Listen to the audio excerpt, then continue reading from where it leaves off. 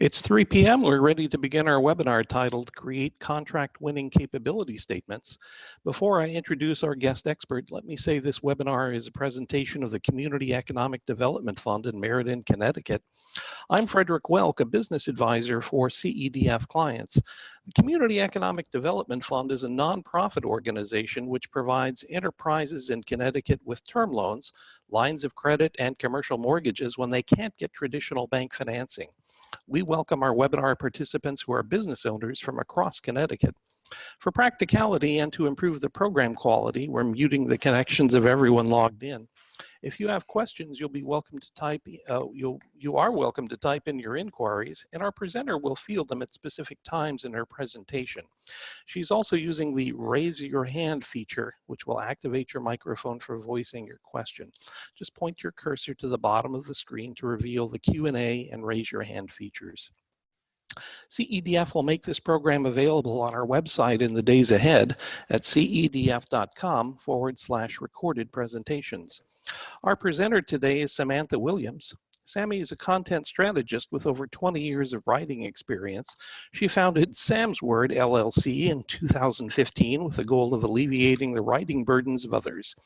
Writing has been a natural passion for Sammy, and she leverages those skills through the facilitation of business development, marketing, and communications workshops.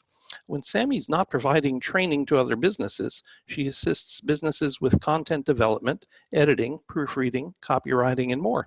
Sammy earned her master's in healthcare administration from the University of New Haven and a bachelor's in business administration and human resource management from York College at the City University of New York. Sammy's also trained in quality assurance and analysis, and she's certified as a Six Sigma Green Belt. Take it away, Sammy. Thank you, Fred, and thank you for everyone who are able to join. As Fred mentioned, we do have the question and answer feature. I believe you get to that by moving your mouse towards the bottom of your screen. You may have some options there, either top or bottom. Try the bottom though. And you can also raise your hand. If you raise your hand, I can call on you and you can come off of mute and ask your question. So we are going to discuss capability statements, revenue generating capability statements. And as we get into it, my screen is just slow to, there we go. So capability statements 101, what is the document? Most of you probably have heard of it already, especially if you're looking to do business with the federal government or local and state municipalities. So what it really is a one-page marketing document. It's going to quickly inform your reader of your company's purpose.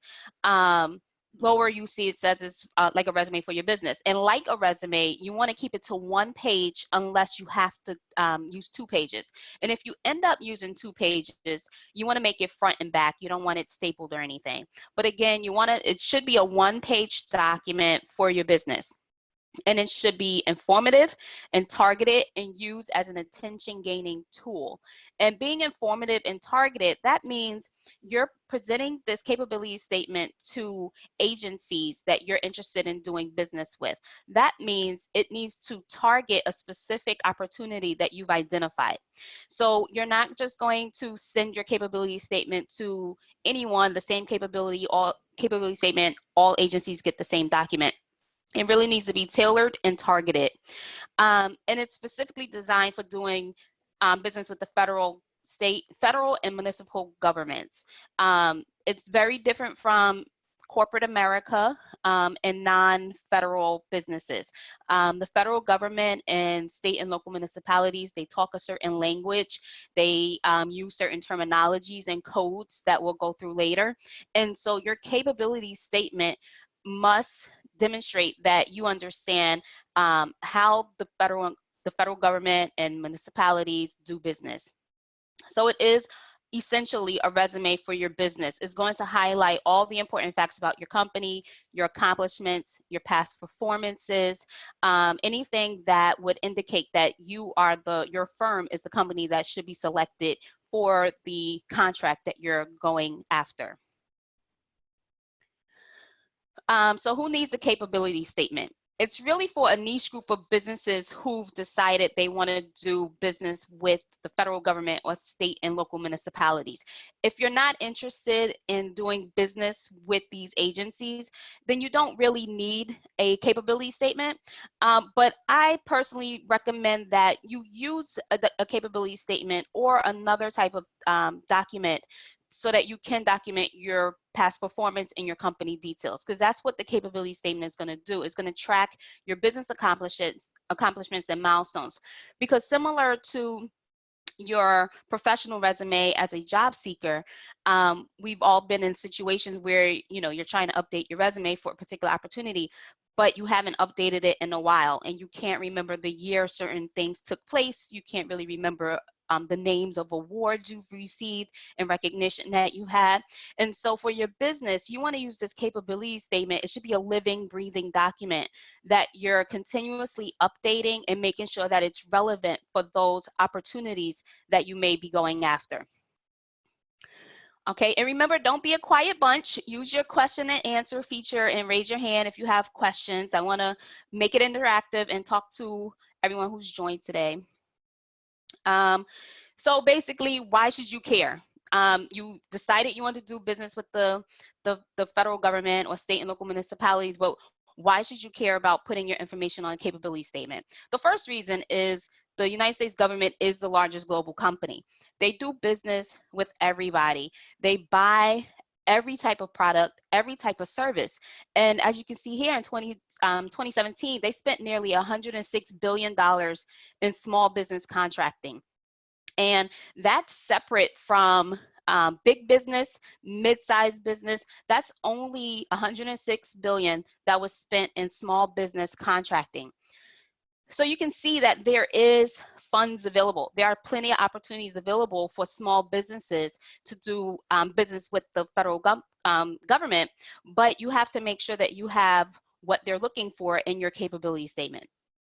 Also, we know that on a daily basis, there's over $1 billion in new opportunities that are added to the service sector of government contracting. So that's just services. That's not the procurement of products and goods and materials. That's just services alone. And I believe the next slide or another slide will show some of those different services sectors. And you can see what your company does and where it may fit in. So the federal government signs over 11 million contracts a year. 11 million contracts. So there are opportunities out there. And it's all about, one, identifying how to find those opportunities. And then once you do, making sure that you have the documents in place, like a capability statement, to highlight your firm and your accomplishments and what you can bring to that agency and what they're looking for. So what is the government buying? They're buying everything. The federal government, local and state municipalities. If you can think about it, there's a need for it for the government. So those are products, services, social services, medical services, education, and training. If you ever browse any of the government websites where they put their solicitations out, their contracts and bids, you would see that there are literally thousands of opportunities out there. So in 2017, these were the top buying categories. They're still working on 2018 data. So we have the 2017 data. So you can look and see where your firm lies, what your specialty is, and how much the federal government spent in your particular industry.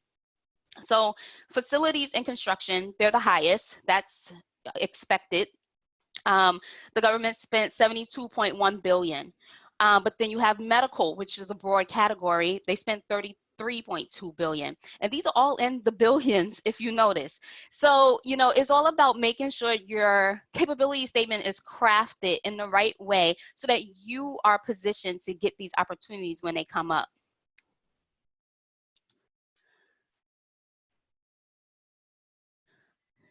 So we have the capability statement. Why does your company need it? We have all of those opportunities that are available, but not every company has a capability statement. So you presenting your capability statement at the same time your competitor is not, you're maintaining your competitiveness. You already have one step up, which is also a differentiator. You've now differentiated your firm from your competitors by presenting your capability statement, which is a document that most government agencies are looking for. So it is a critical tool that's needed to aid in your contracting success, because in a lot of contracts and bids, the RFPs that you look at, they will ask for a capability statement, and they all have deadlines. So if a opportunity comes up that you're interested in, but you don't have a capability statement, now you're rushing at the last minute. You already have to put together your proposal and your bid packet, but on top of that, you have to create a capability statement. So having one that's prepared already is already an advantage for you. And again, it is required for most government opportunities, and they will state that in the RFP that please submit your capability statement. I've even seen it on the corporate side, where corporate entities will say, if you're interested, submit your company's capability statement. So although this is something that is required in the government sector, sometimes in the private sector, they're looking for it also, because it is a business document for your business to highlight your accomplishments, your past performance, and your skills and qualifications. So again, it is proof of qualifications. It's a one-page document to say, this is my past performance. These are the things that we're skilled in. And these are the people you can contact. These are my socioeconomic designations. These are my NAICS codes. It has one-page document that has all of your information. So it is a government agency door opener, because whereas your competitor may not have a capability statement to present, you will, and you're already showing the government and that government agency that you are prepared and ready to handle the opportunities that they may have. So now we're going to talk about the actual capability statement. This is when we get into the nitty-gritty. There's a lot of information here. So again, use the question and answer feature, or raise your hand if you have questions, because we do get into the weeds with this one. So we're going to start by first keeping it simple. We're going to call a thing a thing. You're going to call it a capability statement. So at the top of your sheet of this statement, this document you're building, it should be titled capability statement. And that's because you don't want the person reading it to be confused and not be sure about what exactly it is you're presenting to them. You don't want them wondering whether this is an executive summary or a business overview. You know, what is this miscellaneous document they gave me? It's a capability statement, and it says so at the top of the page. Sometimes it really comes down to being that specific because you don't want to leave them confused. So leave no questions asked. Use your brand colors, fonts, and logo, because your capability statement is going to be an extension of your brand. So you want to maintain consistency across all of your documents that you're presenting from your brand, from your firm. So your capability statement should have your logo on it. It should use your brand colors, any brand fonts that you've identified. It should be in your capability statement. And you want it to be easy to be recognized by the people you're submitting. Eventually, you'll be in these arenas and people will be familiar with your firm. So when they look at your capability statement, they should easily look at it and say, oh, that's company XYZ, because I'm familiar with their brand and their brand colors and their brand identity. And when you submit it, you want to save it as a PDF. So in my research, I've been finding that when you submit Microsoft files to some of the government agencies, it can have a lot of viruses in it, in the government agencies, because even if yours doesn't, the government agency system may not allow the document to come in. So you want to save it as a PDF, because that's the safe way. And then you want to use bullet points and brief sentences. It should not be very wordy. It should not be paragraph heavy. So you want to KISS. If you're not sure, some people say keep it simple, sweetie. We'll keep it nice, because a little bit of time is going to be spent reading your capability statement. In the beginning, if 15 to 20 firms or more have submitted an a bid for a particular RFP, they may not take the time to fully skim and read the information in your capability statement. They may look it over, they may look for keywords, they may look for NAICS codes and things like that. And then once they start to narrow it down, say now you're down to the 1 to 3 firms that they're going between, that's when maybe they'll spend more time on your capability statement. So you do want to make it easy to digest. It shouldn't be loaded with industry jargon. It should be in the simplest form to read so that people can quickly digest that information that you're giving them in your capability statement. So there's going to be 5 key elements. These are the first 3 we're going to discuss, but there's 5 key elements. There's 5 key elements in your capability statement. Your core competencies, past performance, and differentiators are the top 3. Your core competencies are the products and services that you are pitching to this specific agency. So your capability statement should be tailored for that particular opportunity. You want to make sure the products and services that are listed match the needs of the agency. You don't want to submit a generic capability statement because they will not pay attention to it. It needs to be specific to that particular opportunity.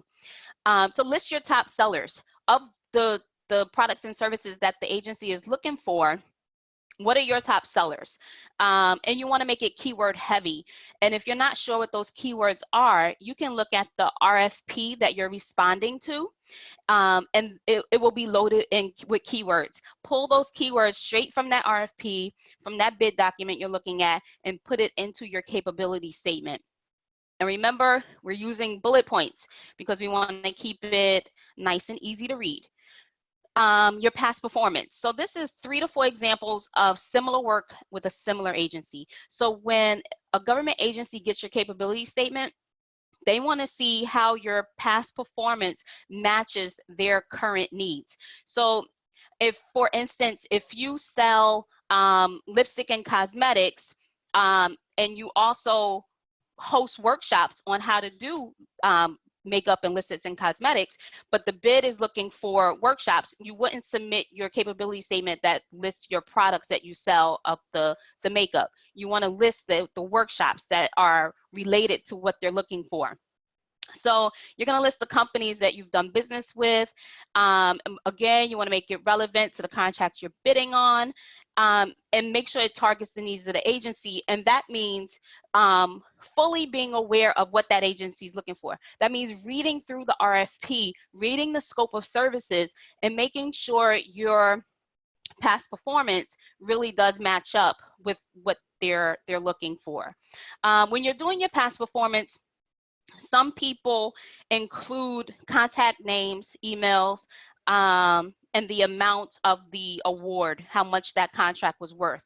And other people choose to leave that off. So that could be up to your discretion, unless if you think that agency wants that information up front. If you feel like that information is needed up front, you should definitely include it in your past performance, because you don't want to limit the information you're providing, which will also maybe result in you not getting the contract you're going after. So we want to talk about differentiators. These are the things that set you apart.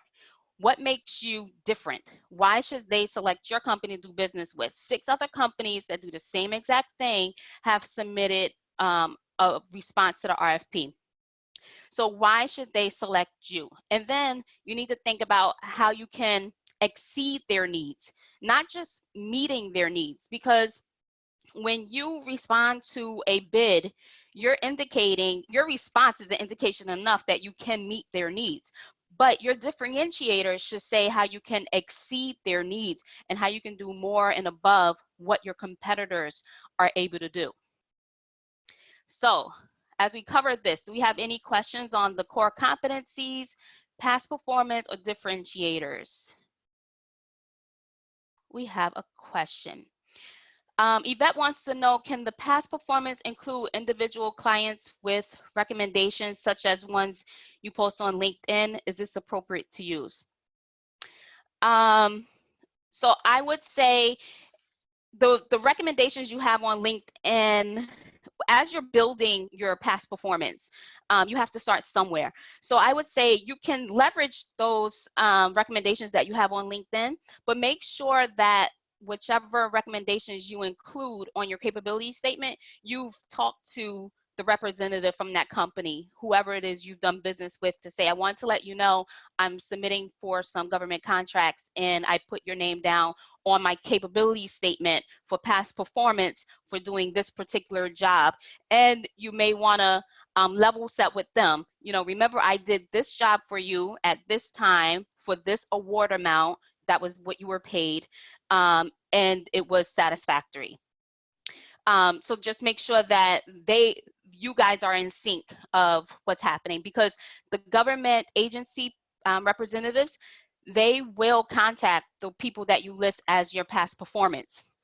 So you want to make sure that those people are aware that they're going to be listed. Okay. So then we look at another category. Oh, you're welcome. The other category that's going to be listed is your corporate data and your industry codes. This is where you really start to understand if you have what it takes to even start doing business with the federal government and state and local municipalities, because you have to go through these processes to establish these codes, to understand where you fit in and what industry, and how you can be of service to the government. So they want to know your company size. Are you a small business? Are you a mid-sized business? Are you a large business? They want to know your annual revenue, because depending on your annual revenue, government agencies may or may not do business with you. So if there's a lot of agencies where you have to have a revenue of 500,000 to $1 million or more. Otherwise, they think you don't have the capability and capacity to meet the needs of the contract that they have available, which is good too, because you start somewhere. And a lot of times doing business with the federal government, you start by subcontracting for primes. So those primes are going to have the bigger annual revenue, they're going to be more likely to get that government bid that came out, but you can subcontract for those primes as you're growing your company. And then the number of employees. And that also includes your 1099. So if you don't have employees, you only have 1099s, you want to be sure to list that also, because you don't want to limit yourself. Again, your competitor may say, I'm the employee, the owner, and I have 4 employees, whereas you would say, I'm just the owner. I have several 1099s, but they're not employees, so I'm not going to list them. But the government agency may say, oh, your competitor has more bandwidth and more capacity to meet the needs of the scope of services for this contract, whereas you're just you, because you didn't let them know that you do have 1099s that you can also call in for help. Then we have the codes, right? We have the DUNS number, the CAGE code, and the EIN. Some of you may not be familiar with the DUNS number and the CAGE code as of yet. I hope everyone is familiar with the EIN. We're at least going to start there, right? With your business, you're going to get an EIN established. You decide you want to do business with the federal government. That's when you start going through the process of getting your DUNS number and your CAGE code. You also want to list your socioeconomic certifications, because those are also a differentiator for you. It can help you get opportunities that other companies may not get because they're not certified and they don't have this designation for their company. And also, if you accept credit and purchase cards. It seems like insignificant that you should have to add this, but this is the federal government, and when we start thinking about the government and how the government processes information and payment and things like that, they want to know when they look at your capability statement, that you are able to accept credit and purchase cards, because a lot of the government agencies will pay with a P card, the purchase card. And we have a couple of questions. Yes, Yvette asks if I can describe what a cage code is. We are going to go into detail about all of the different codes. And I think that's in 2 slides, if I'm not sure. Yeah, so first we're going to finish up the corporate data. So again, with your corporate data and your industry codes, Yvette, here's more codes for you. We have the NAICS code. A lot of people are familiar with NAICS codes. On your capability statement, you want to make sure your NAICS code is listed first. A lot of companies have multiple NAICS codes. So you list your primary NAICS code first, and then you list your additional NAICS code after that. And you want to make sure those NAICS codes that you list are applicable to that contract that you're going after. So if you lay sidewalk, but they're looking for someone who builds bridges, you want to make sure that you use the appropriate NAICS code for the person who's building the bridges. They don't care about the sidewalks. And if they see that the wrong or different NAICS code that they're looking for, they may automatically disqualify you and say, well, you use this NAICS code and that's not what we're looking for. So make sure that you're listing your primary NAICS code first, and then the additional applicable NAICS codes after that. The NIGP, that is needed when you're doing business with the local and state municipalities. I've never seen a federal RFP that asks for an NIGP. That's specific to state and local municipalities. And then for all of these, you can go online and search and see your industry and see which codes match the services and products you provide. Your capability statement should state that you are SAM active. If you are, and you should be SAM active, that is the System for Award Management, SAM.gov. That's SAM.gov. That is the government vendor database. When you're doing business with the federal government, all transactions will take place through SAM. So your SAM account has to be active, and it needs to be indicated on your capability statement that it is. The GSA schedules. GSA is a vehicle to doing business with the federal government. You can go through a GSA certification process where you land a GSA schedule, you win a schedule, and that gives you better opportunity to doing business with the federal government. GSA schedules have their own list of qualifications and things you must maintain.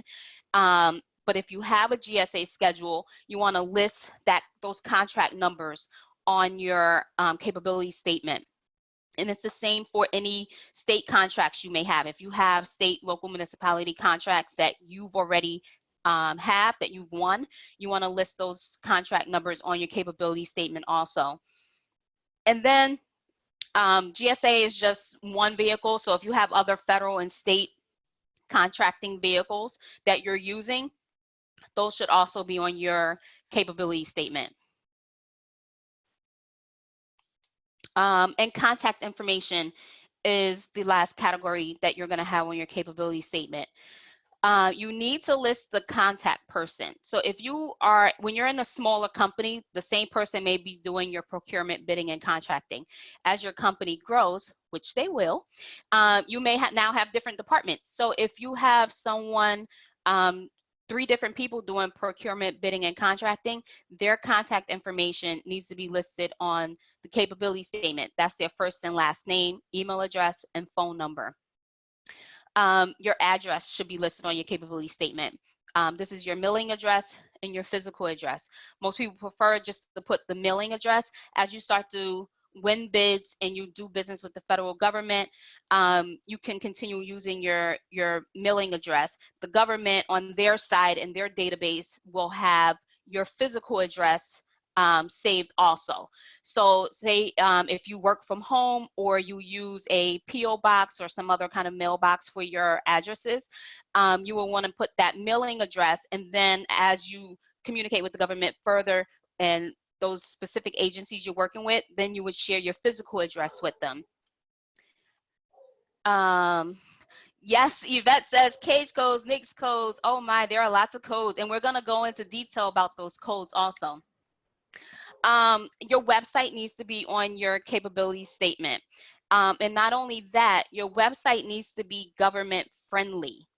And so a government friendly website means that 1, your capability statement is on your website. That's 1. But when the government agency goes to your website, you should have a section on your website that says government or something similar to government, where a person from the government agency knows to click on that link to get your capability statement, your different codes that we're talking about, and the specific information that's government related for your company. And then we need email. So you should not have a generic email account for your company at all, and also when you're dealing with the federal government. They want to see a business email account listed. So it should be your name or your initials at companyname.com.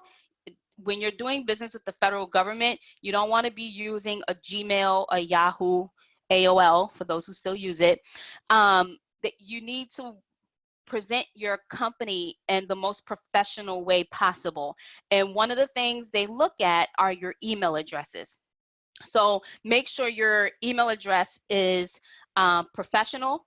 It has your first and last name or your initials somewhere in there. The same for your contact people. So if you have your procurement, bidding, and contracting people, they also need to have company email accounts set up so that they represent your company professionally when they're dealing with the government agencies. And then fax. Again, take into consideration your customer who you're dealing with. This is the federal government. So faxing may seem outdated to a lot of people, but it is still widely used in the government sector. But don't worry about having to go out and get a big bulky fax machine and find a place in your office to put the fax machine. There are a variety of fax apps, free, and some you pay for. Some are lower quality, some are better quality. If you're dealing with the federal government, research and see what the better quality fax apps are. But you can easily download a fax app and use an online system for your faxes. And Yvette has another question. Yvette says, can you just list yourself as the one who handles the procurement, contracting, or bidding? Or is it better to list someone you've hired or contracted to do this? So if you're a one-stop shop and you don't have all the staff, then you're just going to list yourself as your contact. And you wouldn't say, you know, Samantha Williams for procurement, bidding, and contracting. You're just going to be the contact person. So and that may be an indicator to them also that this is a smaller firm. But it doesn't doesn't behoove you to hire people to fill these roles just to try to make your company look better to the federal agencies. They understand small businesses, a lot of the owners are doing a lot of the work. So it's perfectly fine to just list Yvette Williams, contact information, email address, and they will understand that when it comes to these fields, these functions, Yvette Williams is the person I'm going to do business with.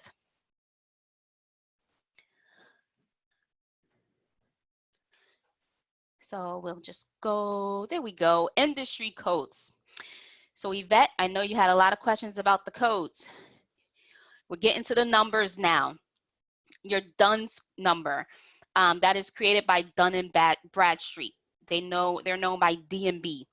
But the code itself is called your DUNS number. It's a 9-digit number, and it maintains your business credit file. So just like you as an individual build your individual credit report, Dun and Bradstreet, D&B, they maintain and build your business credit report. So just like personally, any company can go and pull your credit file and see how you're behaving on your credit. Any company, the government agencies, state and local municipalities can go to D&B and pull your business's credit report file also. And that will let them know how you're managing your business credit. That's any open lines of credit you may have, your business lines of credit, credit cards, those are business credit cards, if you're delinquent in your payments, things like that. So you want to be mindful when you're establishing your business credit, you're getting business banking set up, banking, savings and checking, credit cards, business lines of credit, you want to make sure that you're being responsible with that, because there is a way for it to be tracked, especially if you want to do business with the federal government. They will pull your credit report. And the DUNS number is needed to do business with the government. So when you have it on your capability statement, when you include it in different communications that you have, the people from the government agencies, they understand, okay, this person already has a DUNS number. They're familiar with what's required by the government. Yvette says, does every business need a DUNS number even if it's not doing business with the government? It is recommended, yes, because again, it's part of it's needed for your business credit file. And so even if you're not doing business with the federal government, if you're looking to open a business line of credit, some applications will ask you for a DUNS number. When you're looking to do business with corporate America, for say, or if you're looking to get certified, because we're going to go through the certifications also. So if you're looking to become, get your business certified in a certain designation, they will also ask for your DUNS number, because it's almost the bare minimum, like the EIN. The EIN, you have a business, you're going to have an EIN set up. The DUNS number is that next level to say that this is a responsible business owner. They understand what's needed as a business owner. Your CAGE code, that is the commercial and government entity number or code. And that's a 5-character business ID. It will be letters and numbers, and it's generated through sam.gov. So I mentioned sam.gov earlier, the system for award management. This is the system that the government does business in. So if they contract with you, if you win a bid, communication and transactions are going to be done through sam.gov. So having a CAGE code indicates that you've gone through the process to set up your business in sam.gov. This is a federal website. You have to update it, I believe, annually.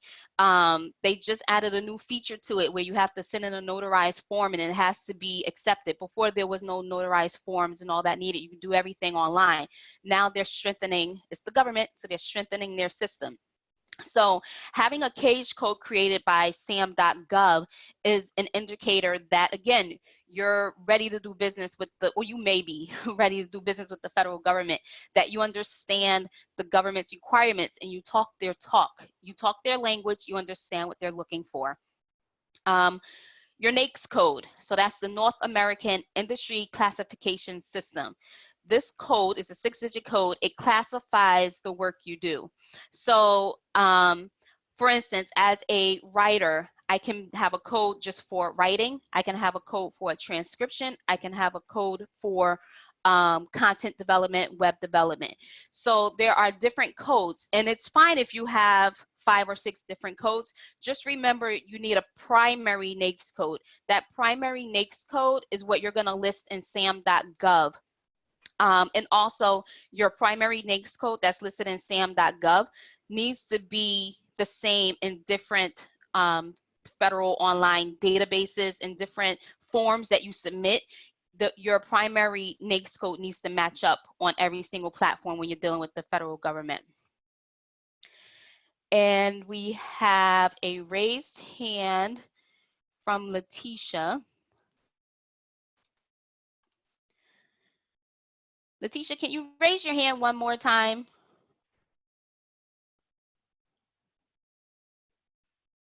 I don't have the notification anymore.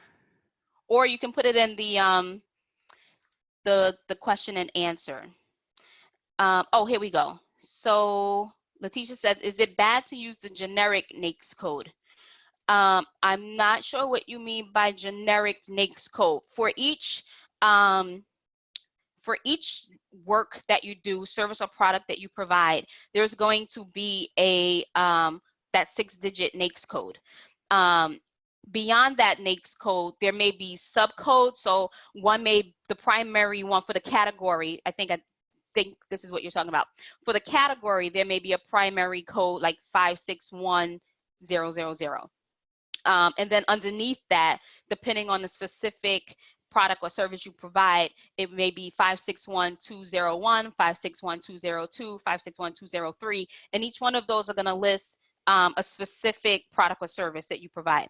So it's perfectly fine to list the generic one, the one that covers that whole category, but it's also better if you can dig a little deeper and say what is the specific product or service that you offer.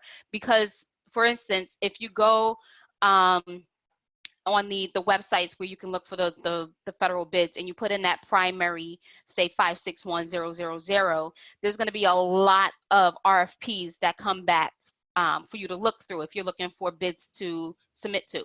But if you're more specific in that NAICS code and you say 561202, it's going to bring up that one particular job classification that you have. So that's a way to narrow it down. So for your capability statement, you can definitely list the more broader one, but then I would also look at those sub NAICS codes under each of them and see which one more directly matches up with the products and services that you provide. And let me know if that answers your question. And then we have the NIGP, that's the National Institute of Governmental Purchasing. And these are commodity codes. They're 7 digits. And remember, those are used for state and local municipalities. The federal government is not going to be asking for an NIGP. They're going to be looking for the NAICS codes. Your EIN, that's issued by the IRS. Again, I hope everyone's familiar with the EIN. It's a 9-digit code, and you need it for tax-paying purposes. And it's also recommended that you take these numbers and you put them on your business cards. Some of you on the call, you've seen my larger business cards and my smaller business cards. This information is on my smaller business cards, and I give them to government agency personnel when I meet them, because again, it's another extension of my brand. And if one, they're going to get a capability statement, but say they throw that capability statement away and they keep the business card, they still have all of my codes listed there. I also have my socioeconomic certifications and designations on there.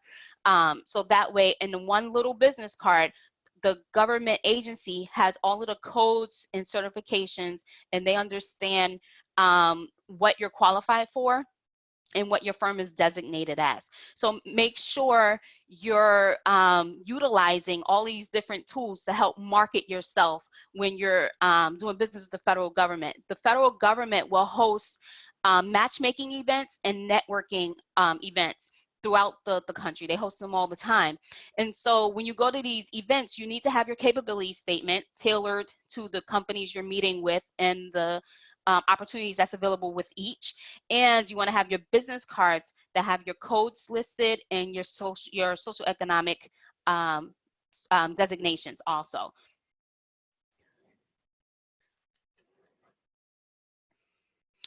And then we move to socioeconomic certifications and designations.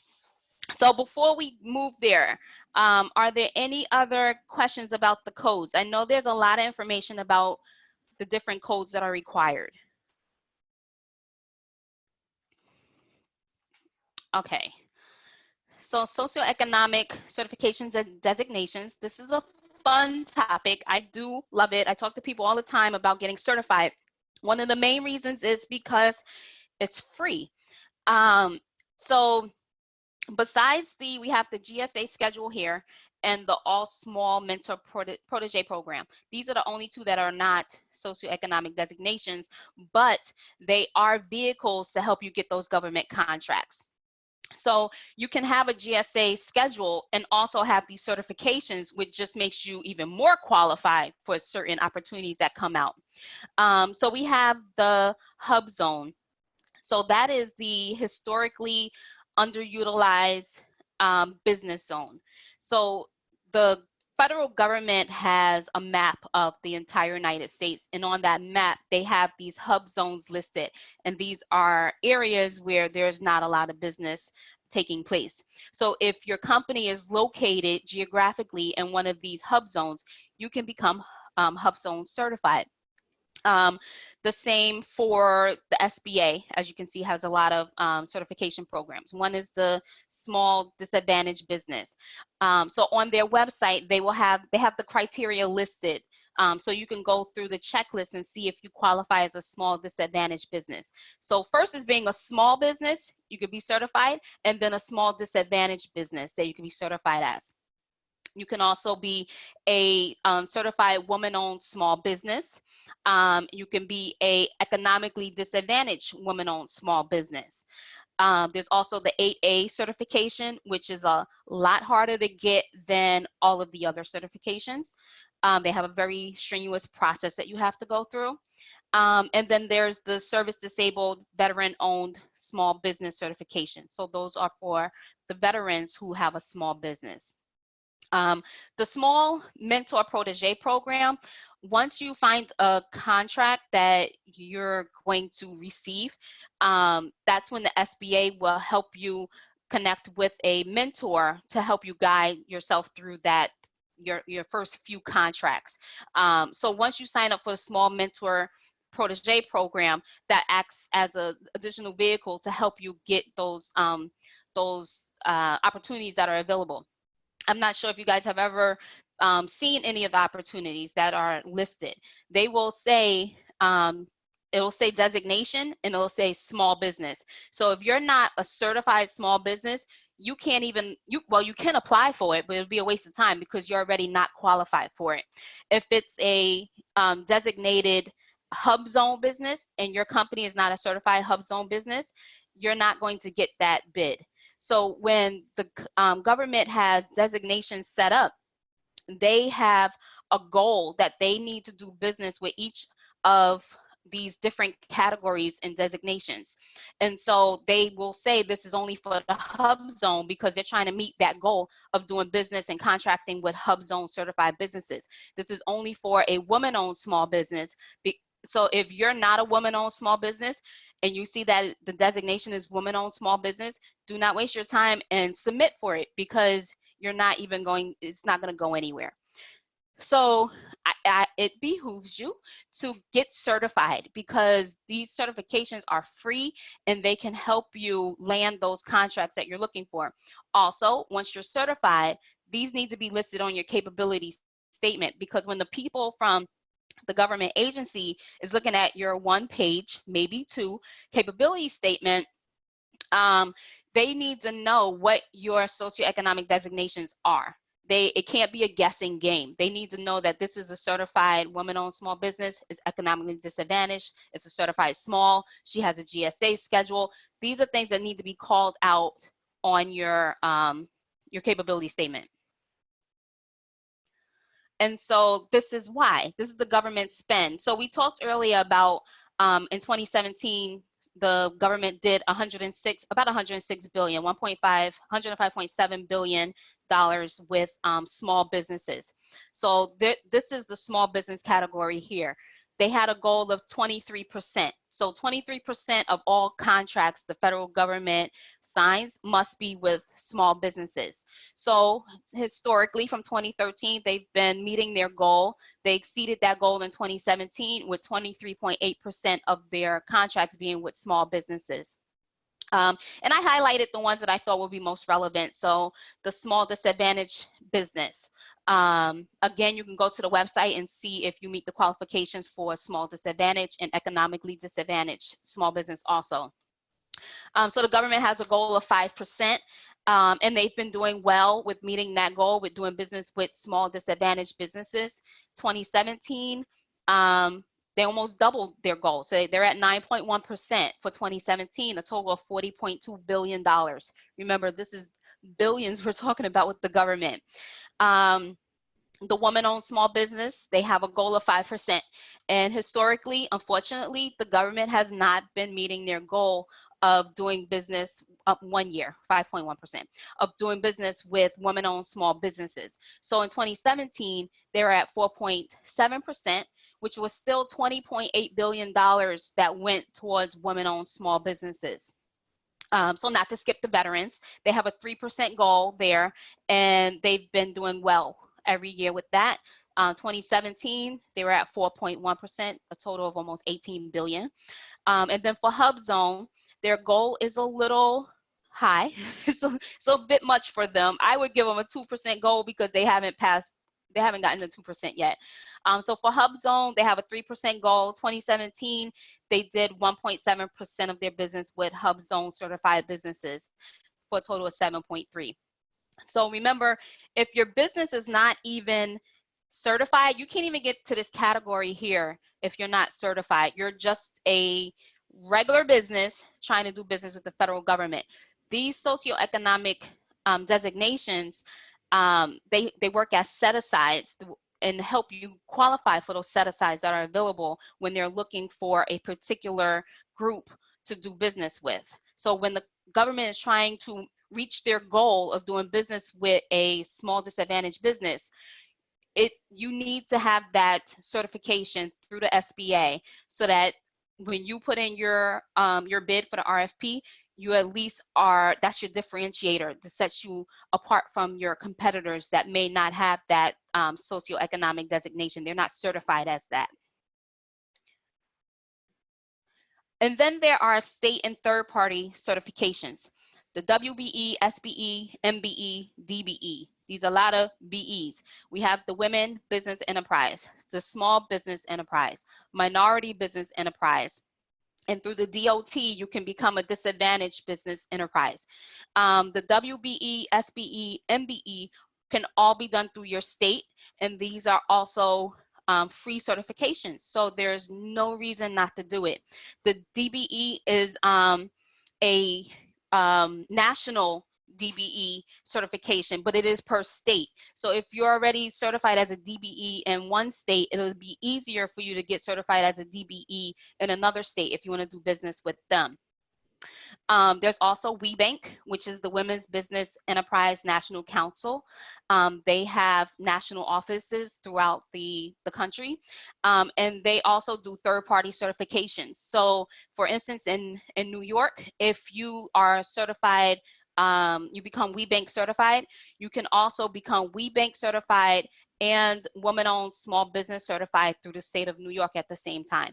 So that's one easy process that you can follow. WeBank is not free. There's an annual fee that you have to pay to participate in WeBank.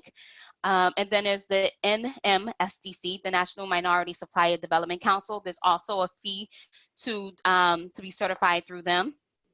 And then you have your industry-specific certifications. So if you have the ISO 9000 or 9001, which is a certification in quality management, that's something that definitely needs to be on your capability statement. The same for LEED. So if your building is LEED certified, that's leadership in energy and environmental design, you want to have that on your capability statement because these are differentiators. Remember, the capability statement is all about indicating how you are the best possible firm for the government to do business with.